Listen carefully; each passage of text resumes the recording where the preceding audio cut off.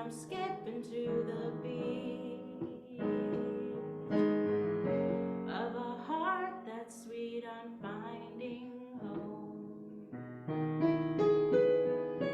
And I'm following a trail that I've seen in fairy tales, but the crumbs I left behind are gone.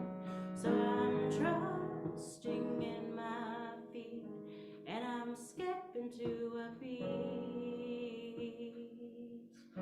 of a heart that's sweet on finding home. On finding home.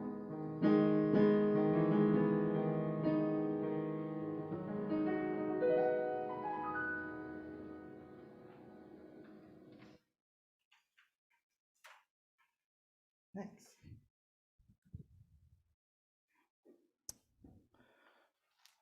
Hi, everybody. Good morning.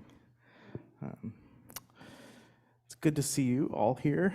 The ones who braved whatever we want to call that stuff outside. But when I was walking here this morning, it's actually really beautiful. I looked at first. I had my hat on with the ear flaps and all that, and the ice was going down the back of my neck because I was just looking down at the ground the whole time, trying to figure out where to step so I didn't slip. But then I finally did look up, and it had a benefit of the ice no longer was going on my neck, but also realized that the sidewalk and everything around it just looked like these little tiny little jewels glistening in that really nice diffuse light you get early in the morning. So it was really beautiful. So it's good to be alive, and it's good to be here on this morning, even if it's cold, even if we're a smaller group this morning. We have some people on Zoom joining us. Hi, you can see them there. We've got a good group of people with us here this morning. We know that you're here too. I'm Reverend Israel, by the way. For anyone who doesn't know me, I use he, him for pronouns, and I'm the interim minister of this congregation. We are the Universalist Unitarian Church of Halifax. We are an open-minded, open-hearted spiritual community for curious and compassionate seekers. We are a community for the expression of uncommon religion, where we believe that it's more important how we love each other and how we make our world a better place than it is to have all of the answers figured out and know what the right creeds are. We are here because we believe in the path of questioning and in the path of discovery and in the path of connection. Why are you here? Why did you get yourselves up out of bed this morning? Anybody want to tell me? Anybody? My job.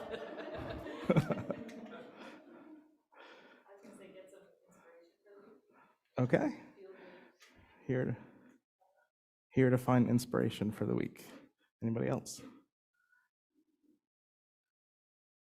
Anybody on Zoom? Why did you tune in?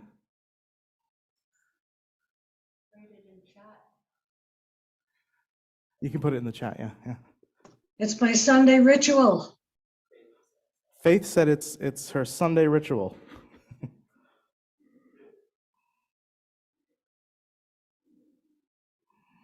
Well, for the many reasons that we are here together, and it is good to be together. I hope for us this morning that we find some sense of community, some sense of inspiration for the week, that we feel like we have partaken in the ritual that is meaningful to us. Well, I see some more. That we find warmth and open-heartedness, open-mindedness in community, and that we get an opportunity to check in with each other, the people who are part of our village. I welcome you all. As we move into our service, we take a moment to do a land acknowledgement. Would you like to come up, introduce yourself for us? Here's the microphone. So, are we on with this one? Try that. Hello? Okay. Can you hear me? So my name is Brian Gifford, and I'm with the Reconciliation and Dismantling Racism Group. And today we are exploring finding our spiritual center. These words from the Haudenosaunee, or Iroquois Confederacy, are part of a longer daily statement of gratitude called the Thanksgiving Address, which is all about finding your spiritual center. This is a variation of words I spoke at a November service from Braiding Sweetgrass, a poetic and profound book by Robin Wall Kimmerer. She says the daily Thanksgiving address sets gratitude as the highest priority. The gratitude is directed straight to the ones that share their gifts with the world. Please join me in saying, "Now our minds are one," after each statement. So one version of the Thanksgiving address begins this way. Today, we have gathered, and when we look upon the faces around us, we see that the cycles of life continue. We have been given the duty to live in balance and harmony with each other and all living things. So now let us bring our minds together as one, as we give greetings and thanks to each other as people. Please join me in saying, "Now our minds are one." We are thankful to our Mother, the Earth, for she gives us everything that we need for life. She's hold on. So I'll give you a cue when it's time. She supports our feet as we walk upon her. It gives us joy that she still continues to care for us, just as she has from the beginning.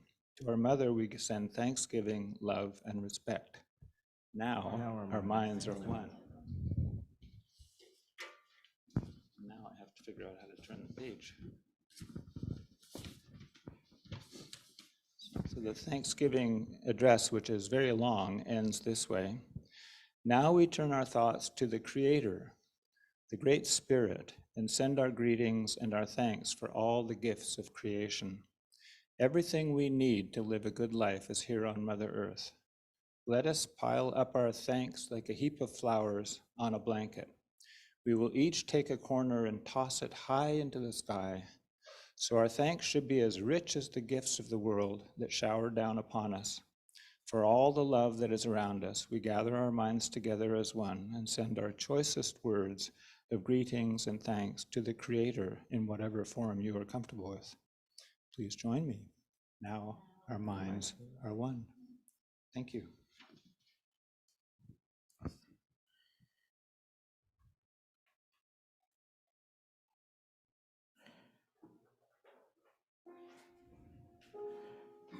Our minds, our bodies, our spirits are one, come from one source, even though our experiences, of course, are multifaceted and different. Yet it is that important reminder of the singular place where we all come from, and the earth that sustains us all, the lessons that the earth that sustains us reminds us of.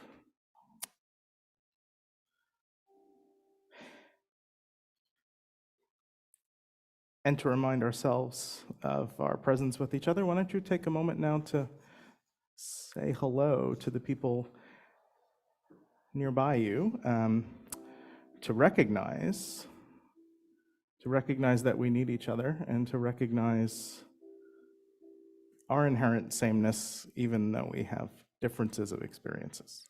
So take a moment to greet each other so that we can know that we are here together. You can do that on Zoom too. You can type into the chat to each other or wave. Or we can even just say, "Hello, everybody. Nice to see you."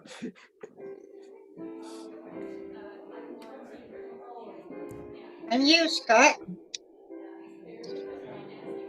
Thank you. Morning, everybody. It's Eleanor here. I can hardly see you. Something wrong with my screen. Hey everyone, it's Kim and James here. Good to see you. Hi, everyone. I'm glad to see so many people made the same decision as I did. one look at my driveway and I'm, yeah, no, that's not happening. Yeah, exactly. Exactly.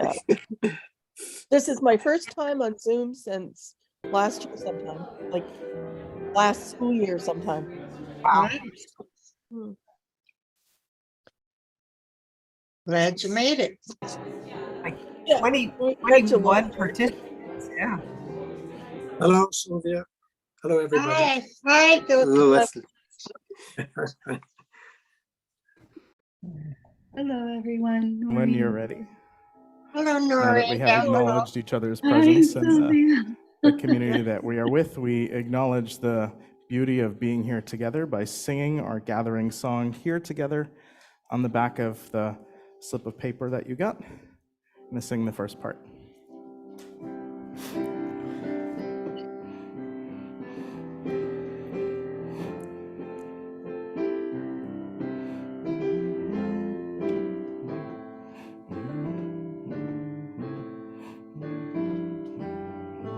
Okay, let's go. We are are here together in this holy moment, and we're grateful for the winding road that brought us to this place. Let's do that again. Stand if you will. 2, 3. We are here together in this holy moment, and we're grateful for the winding road that brought us to this place. And we're grateful for the winding road that brought us to this place. Awesome. Who wants to light the chalice for me? Anybody? Yeah, all right. There you go. Should be okay. What'd you say? Oh, you're all lazy. You're back there. There's stuff in between you and the chalice. I get it. We light our chalice, which is the symbol of our Unitarian Universalist movement, the symbol of our Unitarian Universalist values, our faith, if you will. Just put it in the sand.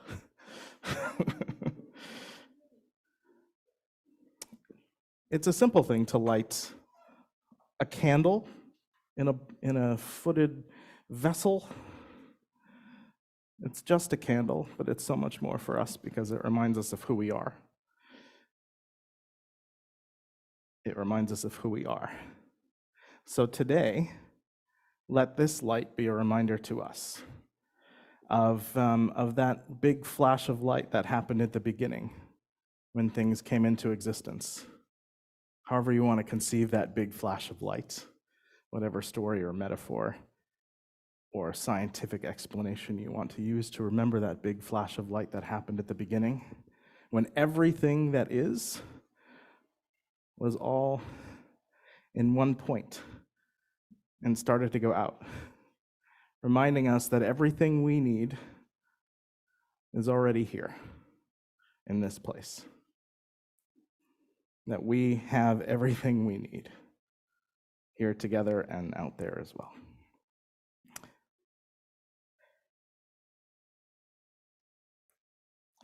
So,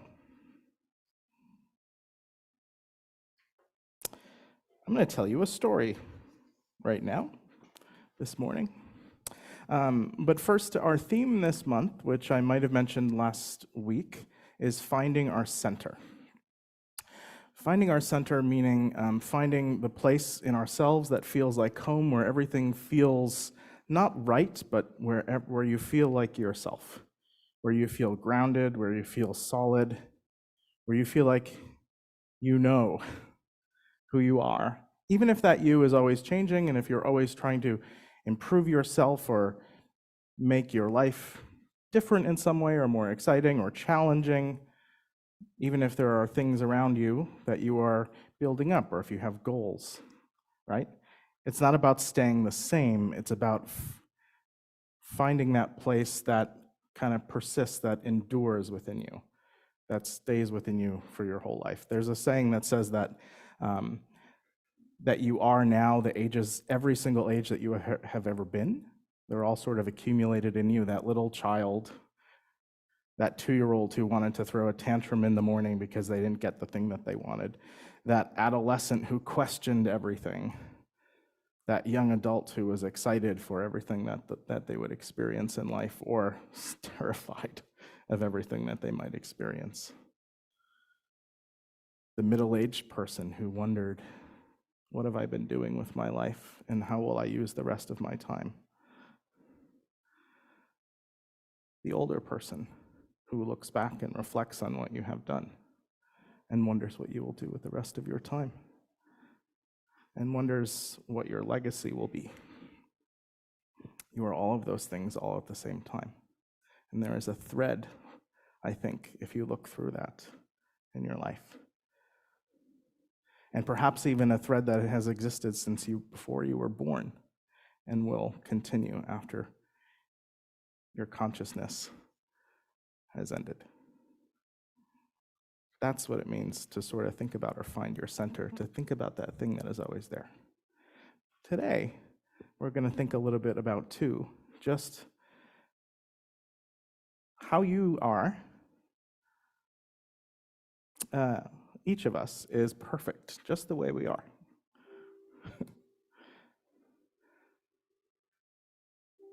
That doesn't mean we don't strive to be better.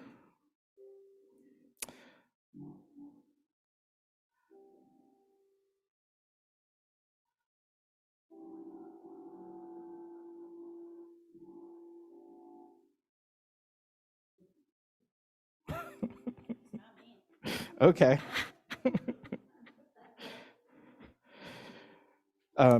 Here's a story. Maybe some of you have heard this story before. This is a story of a fisher person who encounters a business person on vacation. And perhaps some of you have had that experience where you've gone on vacation or been away from town somewhere, even if it wasn't like a leisure vacation. Maybe you were just experiencing something new in a new place.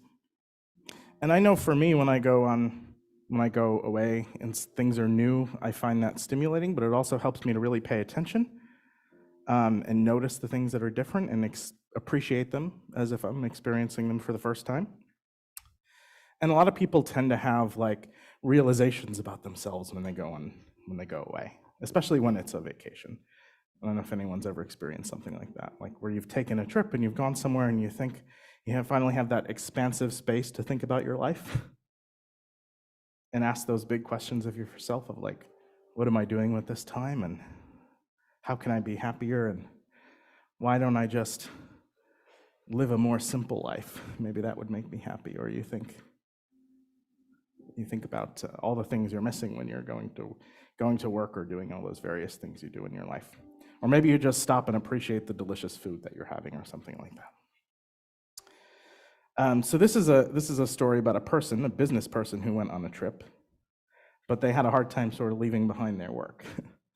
So they were sitting on a beach in a tropical location, whichever tropical location you want to think about in your mind. And they saw a fisher person coming in on their boat in the harbor with a pretty sizable catch of fish on the boat. Not anything like huge, but like pretty good. And they kind of ran over the jetty where the boat was coming in, and they kind of like waved them down, and we're just kind of curious about what they were up to. And they asked, like, how long did you have to go out into the open waters to catch that amount of fish? And they say, oh, not too long, just a few hours this morning. Just a few hours. And they say, well, and so this business person wondered, well, why didn't you stay out longer? It's still early. It's only like 10:30 in the morning. Why didn't you stay out longer and catch more fish? And the fisher person says, well, I have enough here. I have everything I need. This is more than enough for my family to eat. Why would I stay out longer when I could come home? Why would I stay out longer collecting more than I need? And so the business person sort of asked this fisher person, so what do you do when you come home? And they say, well, I go home, I bring the fish home, we clean it up and we put it away like we need to, and then I spend some time and I play with my kids, and then we eat lunch, and I take a nap with my partner in the middle of the day, and we relax, and I wake up, I go for a walk, I go to the market and decide what things we need for dinner. We cook dinner, we enjoy dinner, we light some candles, and then I stroll down to the square with my friends, and we have a glass of wine or a cup of coffee. And one of them usually brings the guitar, and we sing, and then we stay up a little bit too late sometimes, but then I go home. And the business person says, well, if you stayed out a little bit longer, tomorrow you could catch a little more fish. And I have a business plan for you. So you can come and you can take those extra fish and you can sell them tomorrow for a profit. And then you can the next day stay out a little bit longer and catch a little more fish and sell those for a profit until you have enough to buy another boat. And then you can hire someone to fish on that boat for you, and you catch more fish until you have more, until you have enough money to buy a canning factory in which you can turn more of a profit, until you have another factory. You save enough money to have another factory, and then you can move to the big city and take your business and make it go national and grow it some more. And by the way, I have a PhD in business, so you should listen to me. Until your business gets good enough that you can go public, and then you'll be rich. And then the fisher person asked, well, what do I do then? Well, they said, after a while, if you've done that long enough, you can retire once you've gotten rich enough. And they said, well, what do I do when I retire? Well, he says, well, you can move to a little fishing village, and you can get up early in the morning and go fishing for an hour or two, and then come home, relax, play with your grandkids, have some lunch, take a nap, wake up, go to the market, eat dinner. If you're not too tired from all that exhaustion you've put on yourself and your body for your entire life, you could maybe go down to the square and sing or dance a little. And then you can have a glass or a cup, and then go home. And the fisher person says, isn't that what I'm doing already?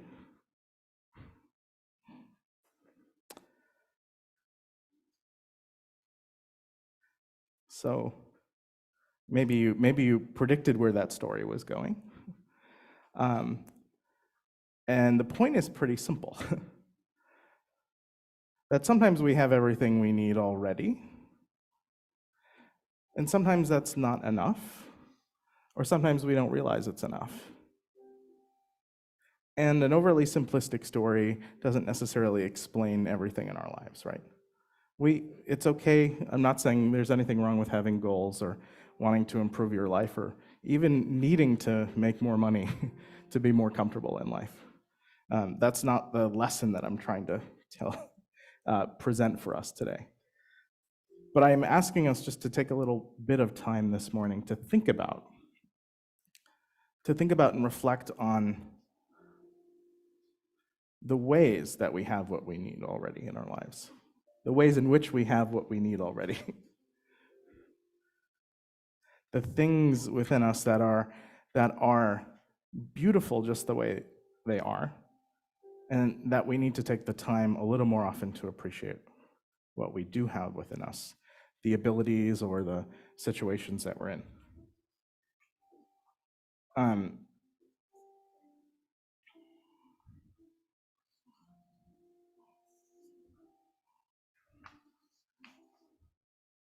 Because it's so easy, I think, in life when you get busy and when you have responsibilities, to kind of always be focused on what the next thing is that needs to be done.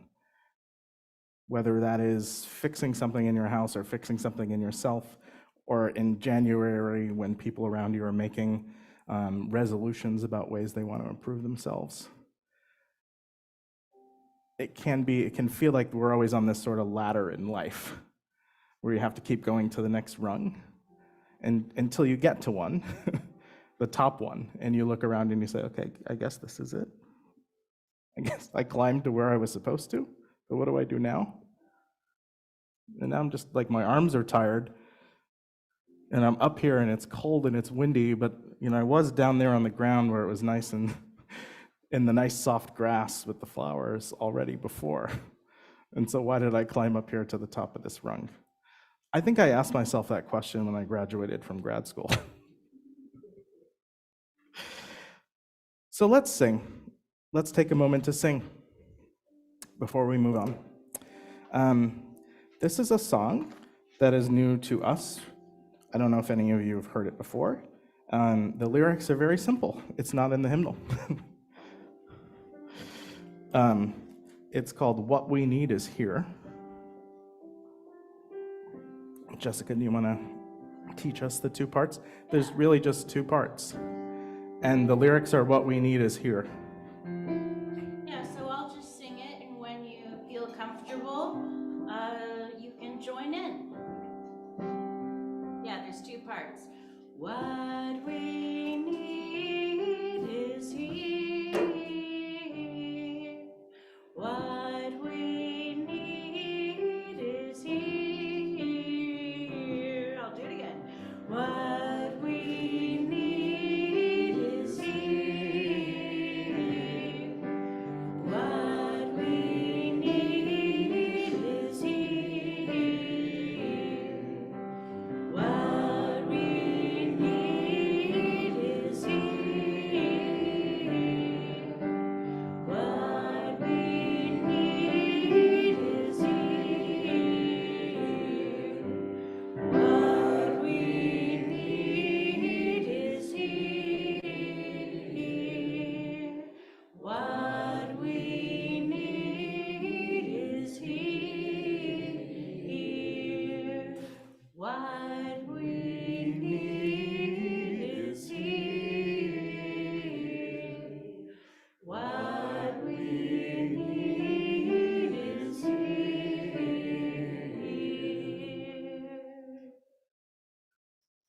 And eventually we'll do the round, but now you know the melody.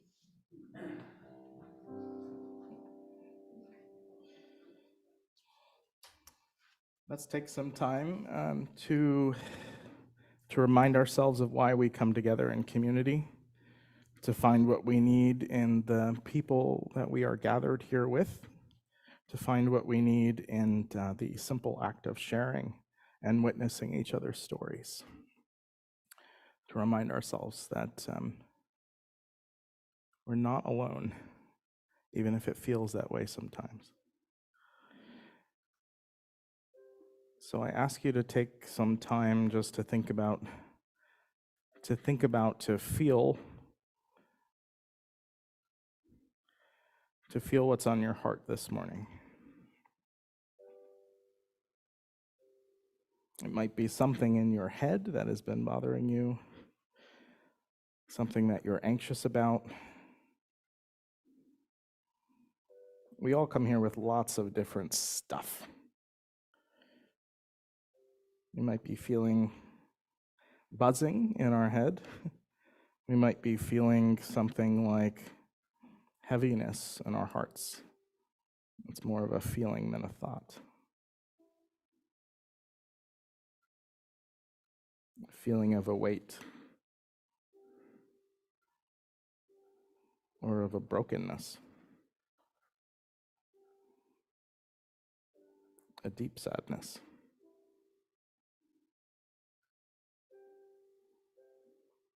It could be nervousness, perhaps, in the belly.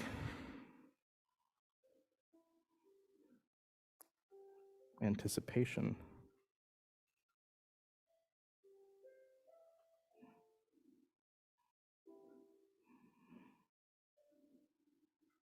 Or maybe there's warmth throughout the whole body and joy.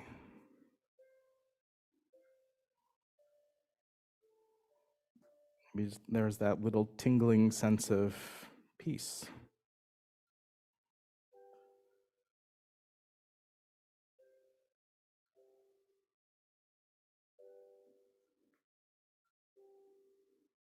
Of lightness.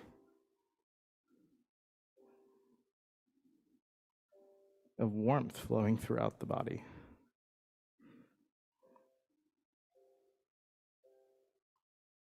Of passion or fire in the belly.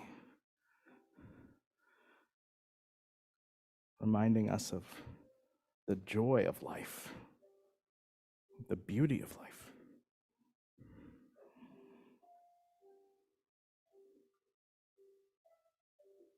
Maybe you're cold and tired.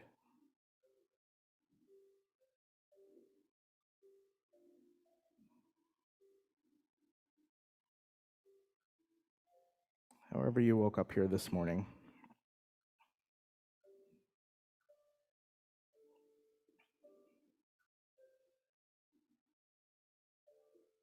you are here. And we are here together. And you are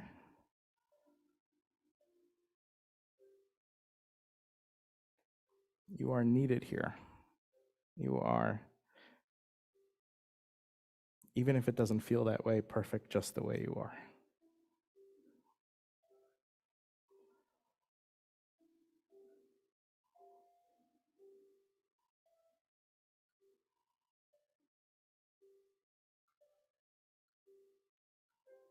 So if you have something that you're carrying today,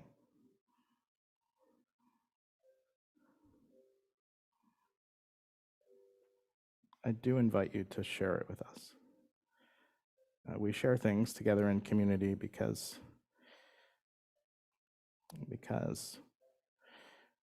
some things need to be given words, to be voiced out loud,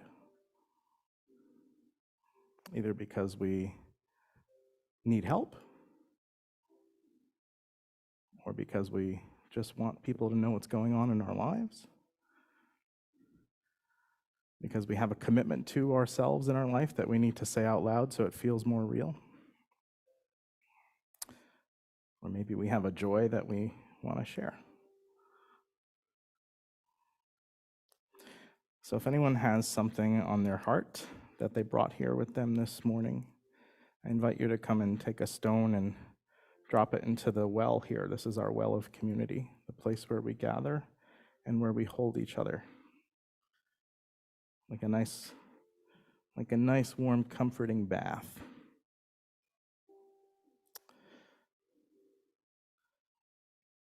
Or the mighty oceans. If you have something on your heart, on your mind, in your body that you want to share, I invite you to come up and do so by dropping a stone into the well. And if you're on Zoom and you want to type it into the chat, I'll read it aloud for you as well. And if you want to come up silently, you're welcome to do that too and drop a stone. You don't have to say anything.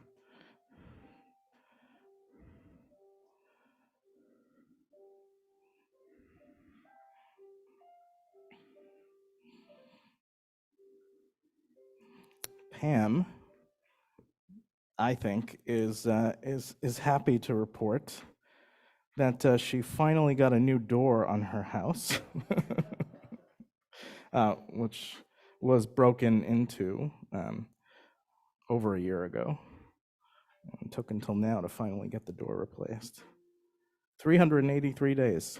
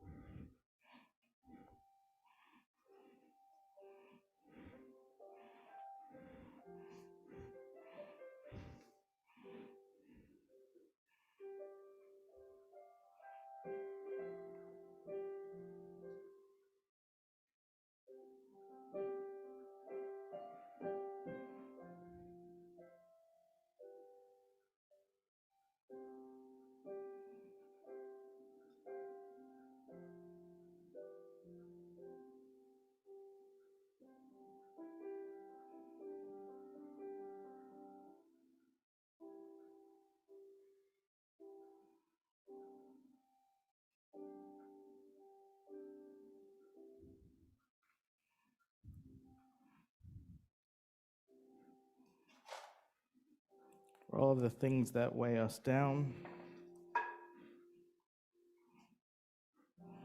for all of the things that support us and help us float. For the things that words just are not enough to express, that are hard to see or feel, and for the this is a chestnut, for the potential, for the things that we're growing.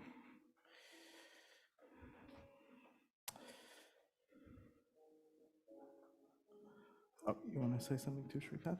Go ahead. Go ahead. Yeah. I enjoyed the Fisher person story. Is it on? I think it's on. I think we No. can hear you. Yeah. I'd heard that before. In fact, I told that to other people many times, but usually I was the one telling that to other people. So today it was good to be told that story and to see that it can also apply to me.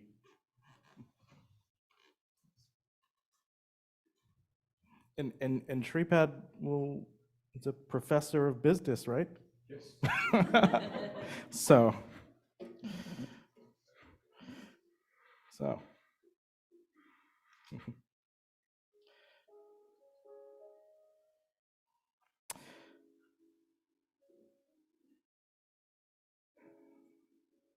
There's a place that feels like home, I hope, in all of us, inside all of us, in our souls, in our bodies, in our hearts, that we can return to. Part of what it means to follow a path that resembles something that some people might call spiritual is to try to find that place that feels like home, just the way it is. Let us sing together. We're going to sing, it's in the hymnal. It's number 1011. It's Return Again. We've sung this before. Just join in with me when you feel ready, when you feel moved. Return again, return again, return to the home of your soul.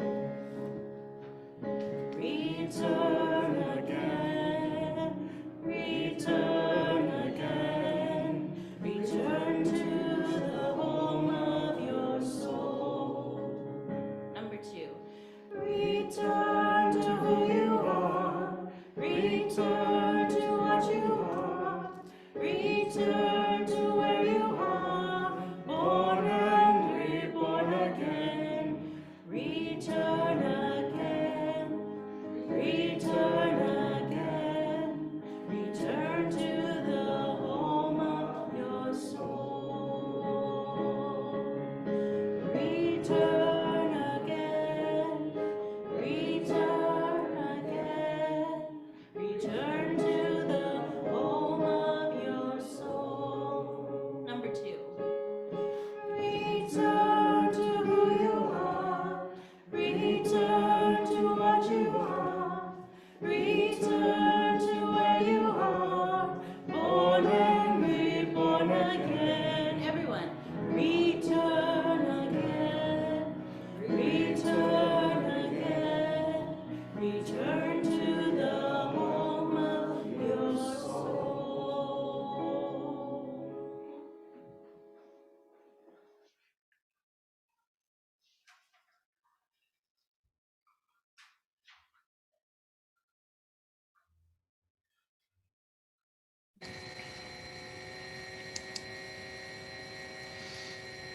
If you Google my name, I will. Some of you are going to do it. You'll find some things on the internet, but nothing that you shouldn't find. One of them is I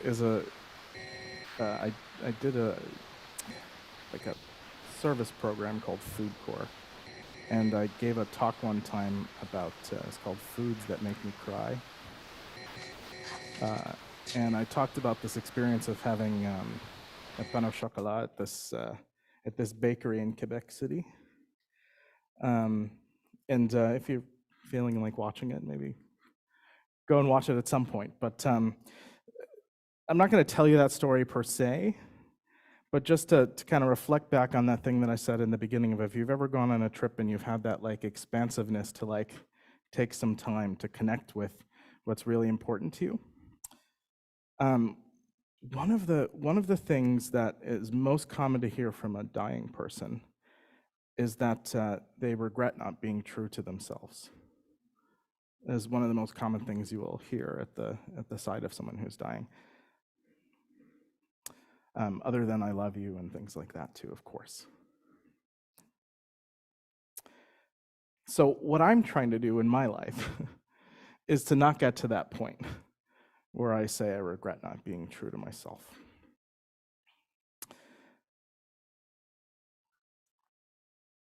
I hope that is probably my biggest hope that I have for all of you too, is that you never find yourself at that point.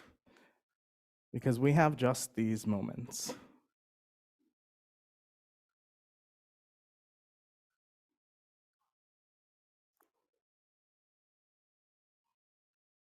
To live with a quality of intention and authenticity. To find what that means too. Because it can take some of us a bit of time to figure out even what that means. Amongst, between all of the stuff that we have to do on a daily basis, like take the trash out or change a litter box or wash ourselves or brush our teeth or go to school or work or clean that dust in the corner that we've been neglecting. There's so much to distract us from returning to that center. We can't all be, we can't all be a monk that sits and prays or meditates all day long to find that truth of existence, to remind ourselves that our minds are one, that we all come from the same source. We don't all have all day to do that. But we do have all day to do the things that we're doing with a quality of intention. That makes them worth doing. I think I've said before that Thich Nhat Hanh says, when you do the dishes, do the dishes. Meaning, when you take the trash out, be present to the trash. Or the birds that you notice while you're taking the trash out. Or the neighbor that you encounter while walking down the hallway to the trash compactor or whatever it is that you bring your trash to. Don't wait till you're on your deathbed to realize that you regret not being true to yourself. The lesson of the fisher person.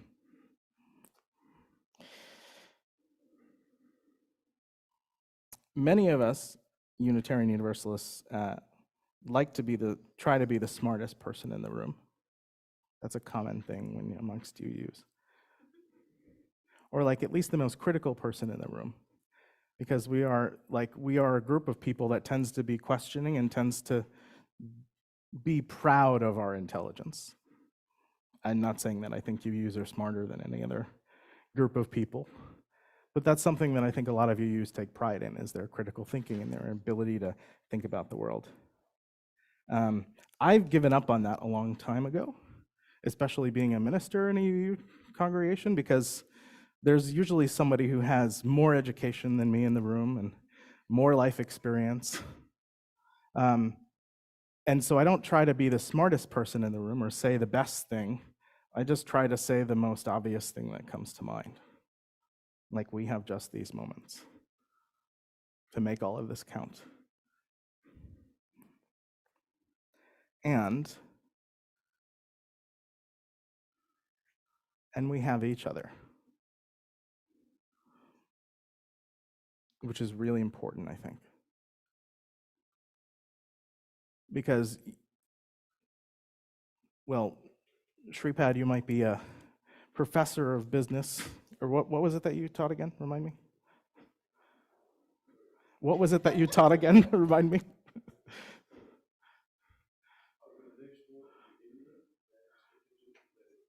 Okay.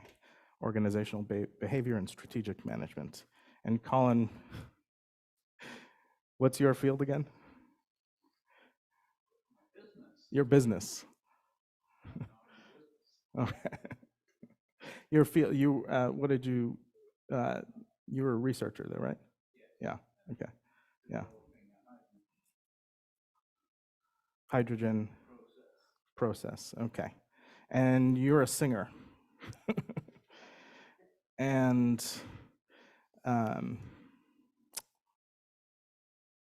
who else wants to tell me what they know a lot about? Jack of all trades. Yeah. Yeah. Library. Yes, that's right. Anybody else have an interesting expertise or passion? Yeah.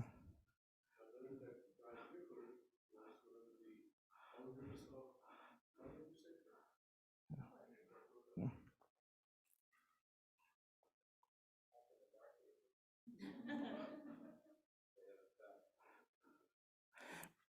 But you notice I didn't ask you about like, so I'm asking you for your resumes,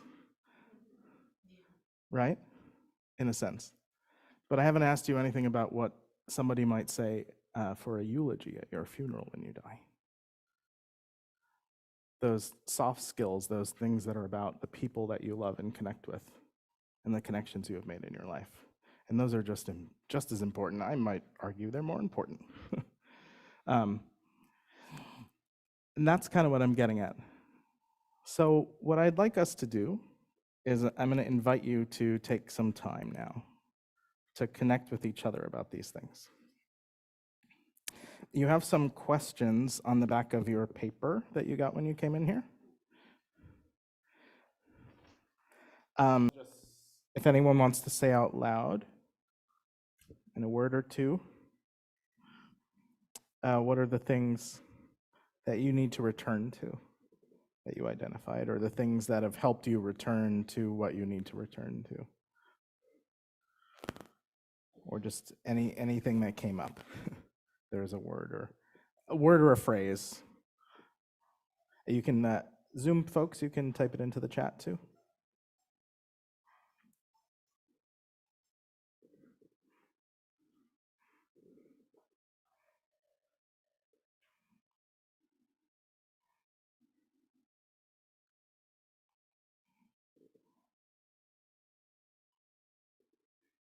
Maybe that we all have hurdles and having to overcome them and be positive about it, I guess.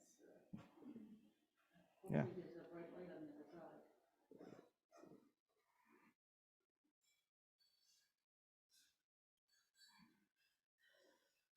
Eye-opening to see that sometimes there's pretty universal things that people can struggle with too at the same time. So for the folks on Zoom, sorry, we all have hurdles, and sometimes it's eye-opening to see that that we share some of those things in common. Yeah, yeah.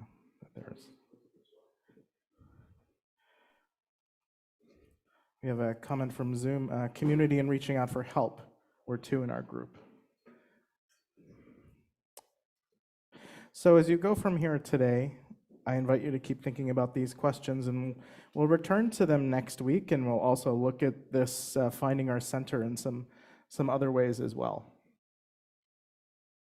of what it means to find our center in the things that the values that we commit ourselves to in the world, to making it a better place, and to finding more passion for life in our own lives too. So I'm going to invite us to sing to close out before we have announcements. We're going to sing The Fire of Commitment, which is a way of reminding ourselves of that fire that burns within us. And it's also going to take us into next week too, where we'll talk more about the passion and the commitment and the ways that we call ourselves on. It's number 1028. Rise in body or spirit as you feel moved, or as you wish.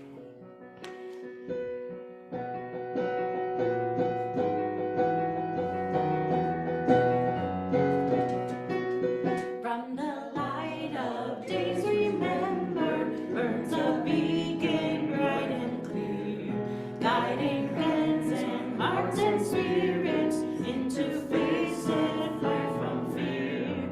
When the fire of commitment sets our mind and soul ablaze, when our hunger and our passion need to call us on our way, when we live with deep assurance of the flame that burns within, then our promise finds fulfillment and our future can begin.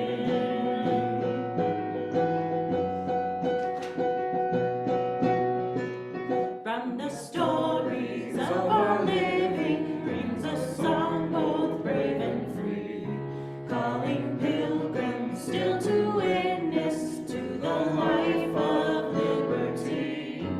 When the fire of commitment sets our minds and soul ablaze, when our hunger and our passion meet to call us on our way, when we live with deep assurance of the flame that burns within, then our promise finds fulfillment and our future can begin.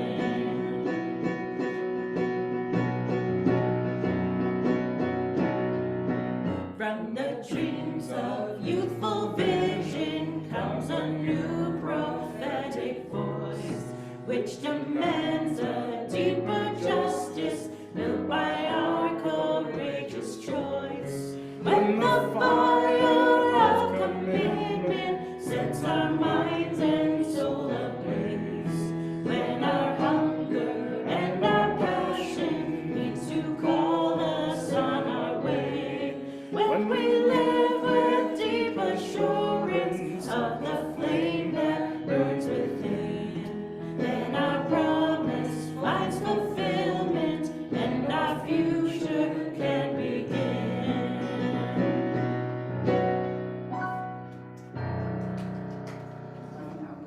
May all of us find that flame that burns within and the fire of commitment that burns within ourselves, that calls us to be our true selves in this world and to be our true values in this world. And before we go from here today, is there the only announcement that I wanted to say is that we do have folks who have signed up to join our choir. Some of them couldn't be here today, I think, because of the weather. But I'm really excited that we have a choir now. That's going to be meeting. They haven't started singing yet. And if anyone's still interested, I hope that you'll join. They're going to meet on Sundays after the service, and maybe some other time, but I know at least Sundays after the service. So today is just going to be like a meet and greet. It won't be that long, but if you could stay, maybe wait like 10, 15 minutes, 25 minutes after the service, and we'll gather here. And next week we'll do more conversation too, so I hope you'll come for that. And for these days when we do these cafes, is what I'm calling them, if you want to bring stuff to share, as if we were at a cafe, if you want to bake something or bring some fruit or something like that, feel free to. It makes the atmosphere more fellowshipy. And I'll make more time for conversation next week. You can sing us an Italian song.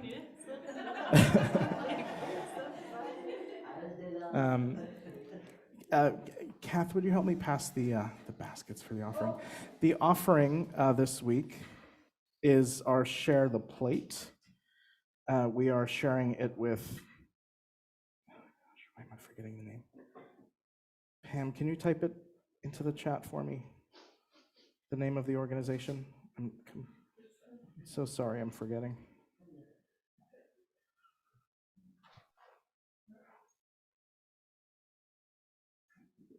Is Pam still there, Riley?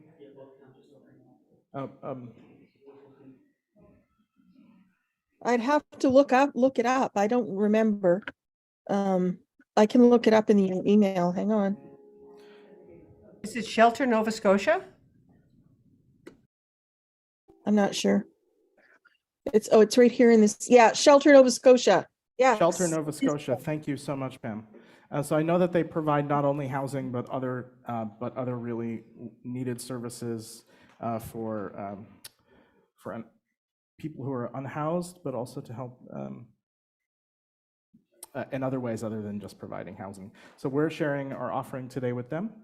And if anyone's on Zoom and would like to contribute, you can do so by sending an e-transfer to treasurer@uuch.ca.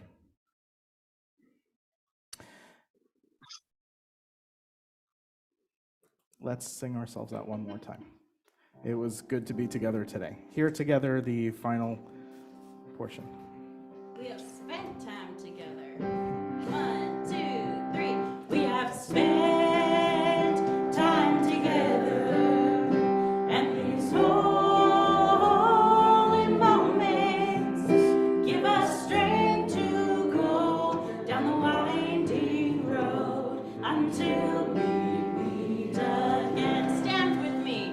We have spent time together, and these holy moments give us strength to go. There we go, down the winding road until we meet again.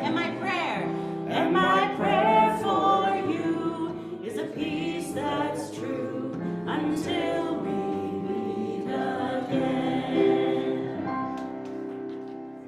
It's been a month since I've been here. I gotta get back into it.